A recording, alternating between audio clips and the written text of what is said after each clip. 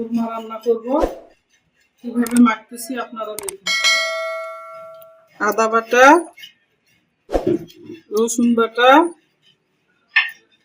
বাদাম বাটি রাখছি আমি, এবং কাঁচা লঙ্কাও বাটি রাখছি, এগুলো এর মধ্যে দিয়ে দেব।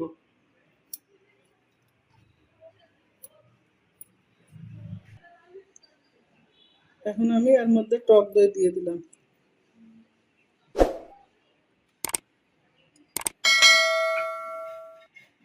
গরম মশলার গুঁড়া, মরিচের গুঁড়া, লবণ পরিমাণ মতো দিলাম। এর মধ্যে এখন জিরা গুঁড়া দিয়ে দিলাম।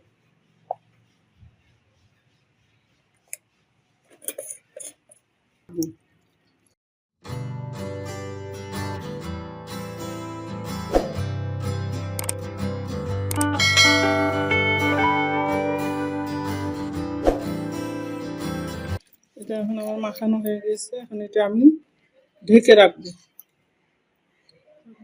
ঘন্টা এটা আমি ঢেকে রাখবো।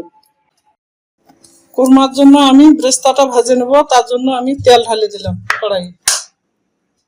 আমার গরম হয়েছে, এখন আমি পেস্টটা দিয়ে দিলাম।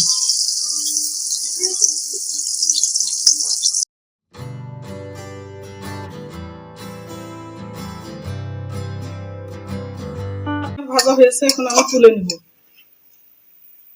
আমি এখন বাকি পেস্টটা দিয়ে দিব।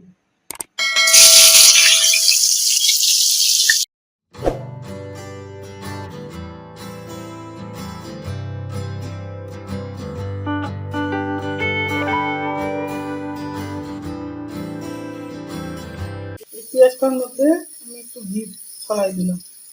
হালকা ভাজানো হয়েছে, এখন আমি এই যে মাখানো মুরগির কোরমাটা এখন এর মধ্যে ঢেলে দেব। আমি নাড়াচাড়া করছি।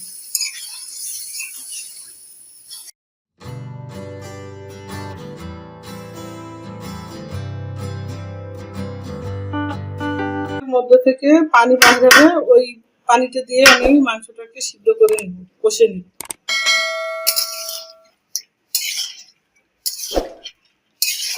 ঢেকে দিলাম, মাঝে মধ্যে এসে একটু করে নেড়ে দিব। আমি মাংসটাকে কষে কষে এই রসটা এখন শুকাই নিব, পানিটা শুকাই নিব। হয়েছে, এখন আমি এর মধ্যে একটু দুধ দিয়ে দিব।